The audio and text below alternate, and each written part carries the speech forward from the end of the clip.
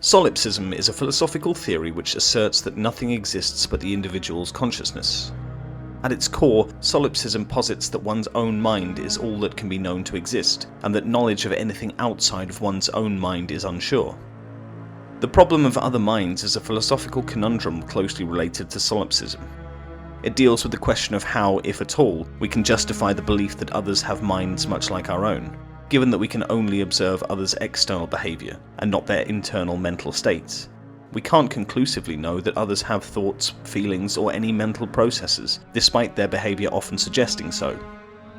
To illustrate, when you see another person wince in pain, you infer from your own personal experiences that they're likely feeling pain, but you can't directly experience their pain or any other subjective experience they might have.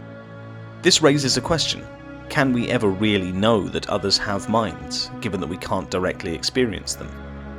Solipsism takes this a step further, suggesting that since we can never truly know other minds, it might be most rational to assume that they don't exist at all, and that our own mind is the only thing that exists.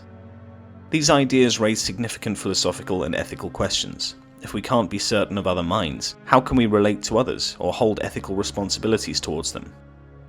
These and other questions have intrigued philosophers for centuries. Some philosophers argue that solipsism is self-defeating. For instance, if one communicates the idea of solipsism, they are implicitly recognizing the existence of other minds that can understand and evaluate the theory. If solipsism were true, then the act of communicating or even considering the existence of other perspectives would be meaningless. Another counter to solipsism is the principle of parsimony, often invoked via Occam's razor, which suggests that one should not make more assumptions than are necessary. Under this principle, it's more parsimonious to assume that others have minds like ours, given the behavioral evidence, rather than assuming that every apparent sign of external consciousness is some kind of illusion.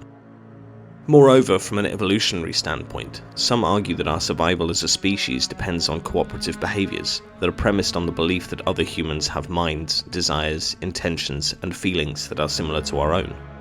Denying the existence of other minds would undermine the very basis of social cooperation and communal living. Ethically, if we adopt the perspective of solipsism, it becomes challenging to argue for moral responsibility. If other people don't have real consciousness or feelings, why should one be concerned about their well-being or rights? This line of thought can lead to significant moral dangers, as it can be used to justify harm or neglect towards others. In conclusion, while solipsism is a thought-provoking philosophical stance, it's also a position fraught with logical, ethical, and practical challenges.